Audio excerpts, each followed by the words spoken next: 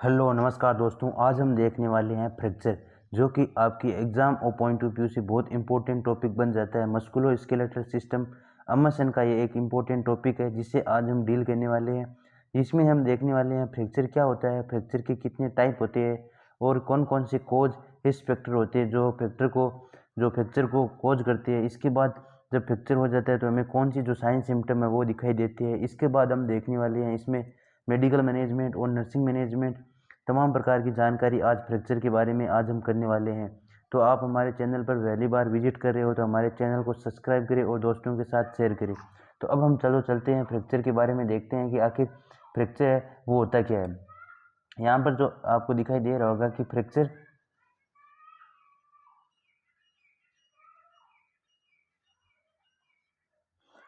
Is a completely and partially break in the bone. यानी fracture का मतलब होता है बोन होती है जो आपकी कम्प्लीटली पूर्णतः या अपूर्ण जो ब्रेक हो जाती है उसे हम फ्रैक्चर के नाम से जानते हैं। इसके बाद fracture is defined as a medical condition. Fracture is defined as a medical condition where the continuity of bone is broken. यानी इसमें ये एक मेडिकल कंडीशन है जिसमें बोन है वो कंटिन्यूटी यानी लगातार ब्रोकन टूटती रहती है।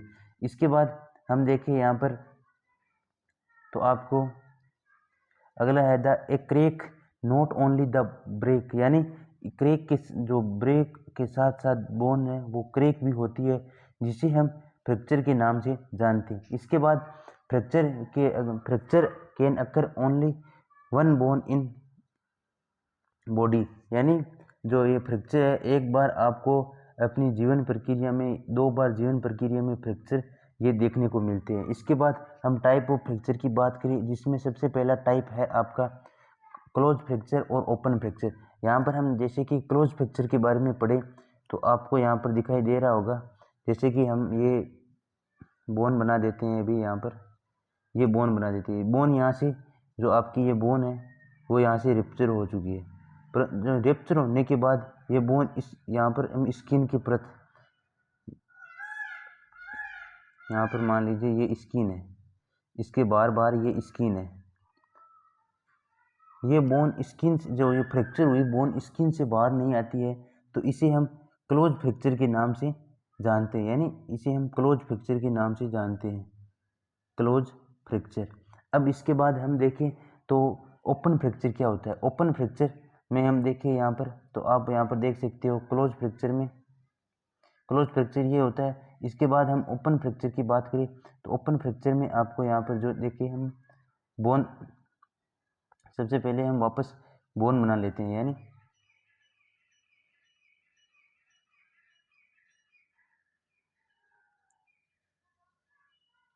ये आपकी बोन बन चुकी है, यहाँ पर बोन ये फ्रैक्चर हो चुकी है बोन। इसके बाद जो यहाँ पर जो फ्रैक्चर पार्ट है, जो यहाँ पर जो आपकी जो यहाँ पर जो स्किन है, यहाँ पर आप मान सकते हो यहाँ पर जैसे कि यहाँ तक आपकी स्किन, यहाँ पर जो स्किन का पार्ट है, इससे फ्रैक्चर का पार्ट जो बोन ब्रेक हुई वो स्किन को ब्रोक करके स्किन से बाहर चली जाए, इसे हम जानते हैं, किस नाम से जानते हैं, इसे हम ओपन फ्रैक्चर के नाम से जानते हैं, ओपन फ्रैक्चर के नाम से जानते हैं। इसके बाद हम देखने वाले हैं कंप्लीट फ्रैक्चर और इनकम्प्लीट फ्रैक्चर के बेस पर बोन फ्रैक्चर कितने प्रकार के होते हैं। सबसे पहला हम देखते हैं एवल्जन फ्रैक्चर। एवल्जन फ्रैक्चर में क्या होती है, आपकी जो यहाँ पर जैसे कि आपके यहाँ पर एंकल के पास जो मसल्स और लिगामेंट होती है उनमें खिंचाव आ जाता है। खिंचाव आने के कारण जो फ्रैक्चरिंग कंडीशन उत्पन्न होती है इसे हम एवल्जन फ्रैक्चर के नाम से जानते हैं। इसके बाद दूसरा है कम्यूटेड फ्रैक्चर। कम्यूटेड फ्रैक्चर में क्या होता है, आपकी जो यहाँ पर आपको डायग्राम के माध्यम से अच्छी तरीके से दिखाई दे रहा होगा कि ये आपके कम्यूटेड फ्रैक्चर के नाम से जाना जाता है, जिसमें आपकी स्टूनेट यानी क्रश जो यहाँ पर बोन होती है वो चूर चूर हो जाती है, छोटे छोटे पीसीज में आपकी ये बोन है वो टूट जाती है, जिसे हम कम्यूटेड फ्रैक्चर के नाम से जानते हैं। इसके बाद हम देखें तो आपका कंप्रेसर फ्रैक्चर में क्या होता है, आपके जो generally occur in spongy bone in the spine, जो आपकी जो स्पंजी बोन होती है जैसे कि हम स्पाइन की मान सकते हो, जिसमें यहाँ पर जो बोन छिद्रदार बोन हो जाती है, जिसे हम कंप्रेसर फ्रैक्चर के नाम से जानते हैं। इसके बाद अगला है आपका फ्रैक्चर डिसलोकेशन। फ्रैक्चर डिसलोकेशन का मतलब क्या होता है यहाँ पर समझ सकते हो आप। फ्रैक्चर डिसलोकेशन में देखिए हम तो आपके यहाँ पर जो मान लीजिए कि ये आपकी एक बोन है, फ्रैक्चर डिसलोकेशन में आपकी ये बोन है। यहाँ पर जो बोन का जो सॉकेट है जो अलग दूसरी बोन में लगा हुआ है, परंतु ये वहाँ से ये बोन जो फ्रैक्चर होकर दूसरी जगह डिसलोकेट होगी, जिसे हम फ्रैक्चर डिसलोकेशन के नाम से जानते हैं। इसके बाद hair line fracture. Hair line fracture में आपको जो डायग्राम से स्पष्ट रूप से दिखाई दे रहा होगा कि जो हेयर बोन फ्रैक्चर होती है ये क्या होता है। इसमें partially fracture of the bone, sometime this type of fracture आज hard in detect with in routine x-ray. जो यहाँ पर आपकी जो बोन दिखाई देती है, जो बोन के अंदर इस प्रकार से पतली पतली लाइनें हो जाती है, जिसे हमें हेयर लाइन फ्रैक्चर के नाम से जानते हैं। इसके बाद इम्पैक्टेड फ्रैक्चर। इम्पैक्टेड फ्रैक्चर क्या होता है? इम्पैक्टेड फ्रैक्चर में जैसे कि आपकी ये एक बोन, मान लीजिए कि आपकी ये एक बोन है, इसके बाद जो एक दूसरी ऊपर की बोन है वो यहाँ पर आके यहाँ पर ऐसी प्रकार हो गई, लपेट गई। इसे हम इसे हम इम्पैक्टेड फ्रैक्चर के नाम से जानते हैं। इसके बाद अगला है आपका जो इंट्रा आर्टिकुलर फ्रैक्चर है, इसके बारे में बात करने वाले। इंट्रा आर्टिकुलर फ्रैक्चर के क्या होता है? जो आपकी जॉइंट होती है, जॉइंट की जो सरफेस होती है, जॉइंट जैसे कि यहाँ पर आपका ये एक जॉइंट है, जॉइंट के पास जैसे बोन में फ्रैक्चर हो जाता है तो इसे हम जो इंट्रा आर्टिकुलर फ्रैक्चर के नाम से जानते हैं। इसके बाद अगला है आपका लॉन्गिट्यूडिनल फ्रैक्चर। लॉन्गिट्यूडिनल फ्रैक्चर हमें जो बोन होती है उसकी लेंथ में जो लेंथ होती है वो कम हो जाती है, ये इसमें हमें दिखाई देता है लॉन्गिट्यूडिनल फ्रैक्चर में। इसके बाद है स्पाइरल फ्रैक्चर। स्पाइरल फ्रैक्चर में आपको डायग्राम से स्पष्ट दिखाई दे रहा होगा कि इसमें क्या होने वाला। इसमें आपका जो एक जो स्पाइरल आप मान सकते हो, स्पाइरल प्रकार की आपका जो फ्रैक्चर है वो इस प्रकार का यहाँ पर दिखाई देगा। इसे हम ओब्लिगेंट फ्रैक्चर के नाम से भी जान सकते हैं, क्योंकि यहाँ पर देखो ओब्लिगेंट के नहीं, इसे हम कोमा फ्रैक्चर के नाम से जान सकते हो। यहाँ पर इस प्रकार की एक कोमा बन जाती है दोनों बोन के बीच में फ्रैक्चर पार्ट पर। इसके बाद ट्रांसफर फ्रैक्चर, इसमें हम बोल सकते हैं ये स्टार्ट राइट अकर ओनली बोन। इसमें जो आपकी जो राइट साइड है, बोन की जो राइट साइड होती है वो यहाँ पर ये अकर होता है। इसके बाद हम बात करने वाले हैं अगले फ्रैक्चर की, जो है आपका green stick fracture.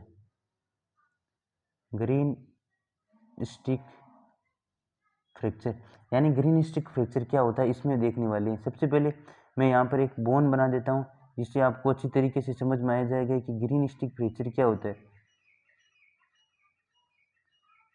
Green stick fracture इस प्रकार का होता है जहाँ पर आपकी जो एक साइड की बोन की परत होती है वो तो सिकुड़ जाती है एक लकड़ी की तरफ, और एक टाइप की जो बोन की सरफेस होती है वो इस प्रकार क्रैक आ जाता है। इसे हम ग्रीन स्टिक फ्रैक्चर के नाम से यहाँ पर जानते हैं। इसके बाद अगला हम देखने वाले हैं कि क्या क्या इस प्रकार की कोज होती है जिससे आपको जो फ्रैक्चर की कंडीशन है वो यहाँ पर देखने को मिलती है। यहाँ पर सबसे पहले हम कोज की बात करें तो मोस्ट कोज जो कि आपको देखने को मिलता है यहाँ पर आपके अगर कोई भी एक्सीडेंट हो चुका है, चाहे यहाँ पर मान सकते हो आप रोड एक्सीडेंट हो चुके हैं, गन शॉट एक्सीडेंट हो चुका है यहाँ पर। इसके बाद यहाँ पर आपके कोई ट्रॉमा हो चुकी है जिस कारण आपका फ्रैक्चर है वो अकर हो सकता है। इसके बाद इंजरी हो चुकी है। इसके बाद ऑस्टियोपोरोसिस। ऑस्टियोपोरोसिस का क्या मतलब है? जो जैसे कि आपकी जो बोन होती है उसकी जो डिक्रीज जो फ्रेजिलिटी होती है उनकी, यानी जो बोन की वीकनेस या ब्रिट मानते हैं उसे आप कम हो जाती है, जिसके कारण हमें फ्रैक्चर की कंडीशन देखने को मिलती है। इसके बाद अगर बोन में ट्यूमर हो चुकी है, बोन कैंसर भी हो सकती है, वहाँ पर इसका कारण हो सकती है। इसके बाद अगला माल न्यूट्रिशन है। अगर आप प्रॉपर मात्रा में न्यूट्रिशन नहीं लोगे तो आपकी बोन है वो माल न्यूट्रिशन का शिकार हो जाएगी, जिससे बोन ब्रेक होने के चांसेस बढ़ जाएंगे। इसके बाद आपके कौन कौन से रिस्क फैक्टर है जो कि फ्रैक्चर को कोज कर सकते हैं, जिसमें आपका सबसे मोस्ट रिस्क फैक्टर है वो है ओल्ड एज। यानी सबसे ज़्यादा फ्रैक्चर हमें जो ओल्ड एज में ही देखने को मिलते हैं, क्योंकि इस एज में जो अडल्ट होते हैं उनको प्रॉपर मात्रा में वो डाइट नहीं ले पा जाते और प्रॉपर मात्रा में वो अपनी जो शारीरिक क्रिया वो नहीं कर पाती, जिसके कारण फ्रैक्चर कंडीशन अक्कर हो जाती है। इसके बाद हम देखते हैं एंडोक्राइन डिसऑर्डर।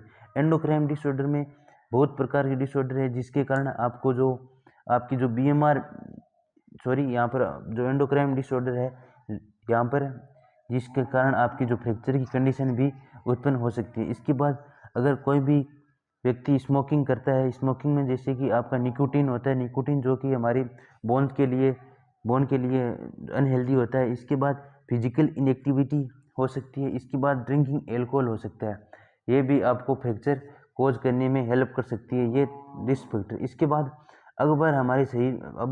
अगर आपके फ्रैक्चर हो चुका है तो फ्रैक्चर होने पर आपको कौन कौन से ऐसे साइन सिम्टम है जो आपको देखने को मिलेंगे। जहाँ पर सबसे पहले आपको साइन सिम्टम की बात करें तो जहाँ पर फ्रैक्चर हुआ है वहाँ पर आपको पेन है वो देखने को मिलेगा। इसके बाद वहाँ पर आपको स्वेलिंग की कंडीशन या एडिमा आपको देखने को मिलेगी। इसके बाद जहाँ पर आपको जो फ्रैक्चर अफेक्टेड एरिया होता है वो डिसकलरेशन हो जाता है, वहाँ पर डिसकलरेशन हो जाता है। इसके बाद the patient unable to pull white in the injury of area, जहाँ पर जो एरिया में आपकी इंजरी हो रखी है उससे वो पेशेंट कुछ उठा नहीं सकता, भारी वजन उठा नहीं सकता।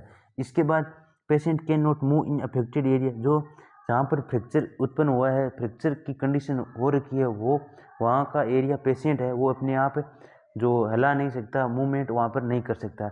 ये इसके बाद हम देखते हैं कि it is a open fracture, there are many bleeding. अगर यहाँ पर मैंने पहले ही बताया कि ओपन फ्रैक्चर क्या होता है। ओपन फ्रैक्चर वो होता है जो आपकी बोन फ्रैक्चर होकर अपनी स्किन को ब्रोक करके बाहर चली जाती है हड्डी, जिसे हम ओपन फ्रैक्चर के नाम से जानते हैं। तो यहाँ पर हमें ब्लीडिंग की कंडीशन, ब्लीडिंग भी देखने को मिल सकती है। इसके बाद आप कौन कौन से ऐसे डायग्नोस्टिक इवाल्वेशन करेंगे जिससे आपको पता चलेगा कि हाँ जी हाँ ये फ्रैक्चर है। इसे करने के लिए आपको सबसे पहले पेशेंट हिस्ट्री, फिजिकल एग्जामिनेशन, इसके बाद आप सीबीसी करने वाले हैं। अगर कोई भी मान लो इन्फेक्शन के कारण फ्रैक्चर हो रखा है तो आप सीबीसी करेंगे। इसके बाद आपको एक्सरे मोस्ट कॉमन जो डायग्नोस्टिक इवाल्वेशन या टेस्ट मान सकते हो जिससे आप फ्रैक्चर का पता लगाते हो। इसके बाद आप सीटी स्कैन करने वाले हैं। इसके बाद आप एमआरआई करने वाले हो। इसके बाद हम देखने वाले हैं जो बोन हीलिंग होती है, जो फ्रैक्चर हीलिंग है वो आप किस प्रकार करते हो। फिर फ्रैक्चर हीलिंग में आपका सबसे पहला प्लास्टिक कास्ट, इसके बाद प्लास्टिक फ्रैक्शन ब्रेसेस आपको लगाना होता है। इसके बाद अगला होता है आपका metal screw and metal plate screw, यहाँ पर आप लगाते हैं। इसके बाद इंट्रामेडुलरी नेल्स, जिसे आप बोलते हैं, आप सामान्य भाषा में रोड बोला जाते हैं, वो लगाते हैं। इसके बाद एक्सटर्नल फिक्सेशन करते हैं। इसके बारे में हम अलग से एक वीडियो बनाने वाले हैं कि फिक्सेशन क्या होता है। फिक्सेशन मैं वैसे थोड़ा बता देता हूँ यहाँ पर, जहाँ पर जैसे कि यहाँ पर फ्रैक्चर हो जाएगा तो फ्रैक्चर के अपोजिट साइड में हम वेट लगा के उसे उसी वापस दिशा में लगाया जाता है, तो इसे हम बोलते हैं फिक्सेशन। इसके बाद ओस्टियोक्लास्ट जो कि हम यहाँ पर लगाते हैं। इसके बाद के जो गोलेस यूज करते हैं। इसके बाद हम बात करने वाले हैं मैनेजमेंट में सबसे पहले हम देखें तो हम बात करने वाले हैं मेडिकल मैनेजमेंट में सबसे पहले आपको क्या देना है। सबसे पहले आपको जो पेशेंट के वाइटल साइंस है, इसमें मेडिकल मैनेजमेंट में आपको जो ड्रग्स है वो प्रोवाइड करानी है पेशेंट को। जिसमें आपको सबसे पहले कौन सी ड्रग्स प्रोवाइड करवानी है, जिसमें आपको सबसे पहले करवानी है एंटीपायरेटिक ड्रग्स, यानी जिससे जो एंटीपायरेटिक ड्रग्स है जिसमें आपकी कौन कौन सी, जैसे कि सबसे मोस्ट इंपॉर्टेंट ड्रग्स है वो पीसीएम, वो आपको देनी है। इसके बाद आपको एनाल्जेसिक ड्रग्स देनी है जिससे पेशेंट का जो पेन हो रखा है वो कम हो जाए।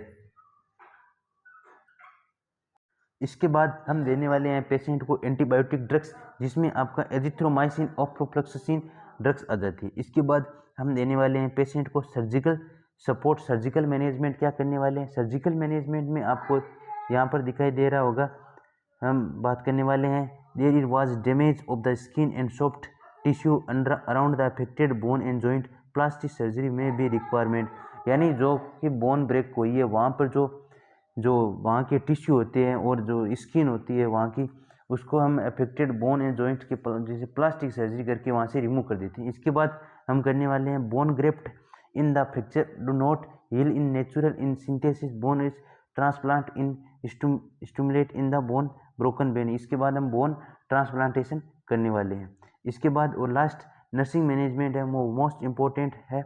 हर एक टॉपिक में आपको नर्सिंग मैनेजमेंट है वो लिखना होता है, जिसमें हम क्या करने वाले हैं, इसमें आपको मॉनिटर द पेरीफेरल पल्स, जो यहाँ पर पेशेंट की जो पेरीफेरल पल्स होती है वहाँ पर वो चेक करनी है। इसमें आपको capillary refill, skin temperature, blood flow check करना है। इसके बाद आपको monitor the vital sign check करनी है, जिसमें आपको पल्स चेक करनी है, जिसमें आपकी बीपी लेवल चेक करना है। एलिवेटेड रेस्पिरेटरी आपको दिख सकता है, इसमें आपको एक्सटर्नल ब्लीडिंग भी चेक करनी है। इसके बाद शॉक की कंडीशन भी हो सकती है, इन्फेक्शन भी हो सकता है। इसके बाद एक्सप्लेन टू द पेशेंट कि क्या बताना है, इस पेशेंट को क्या क्या बताना है। इसके how to provide safe care depending on the fracture area and to ability to care of the him and herself in the compression. इसमें आपको पेशेंट को खुद को ही अपनी तरीके से ध्यान में रखना है। इसके बाद आपको पेशेंट को रेस्ट के लिए बोलना है। यहाँ पर आज का टॉपिक है जो ख़त्म हो जाता है फ्रैक्चर। आई होप आपका जो आज का वीडियो है फ्रैक्चर वो आपको बहुत अच्छा लगा। तो अच्छा लगे तो चैनल को सब्सक्राइब करें और दोस्तों के साथ शेयर करें। जय हिंद, जय भारत।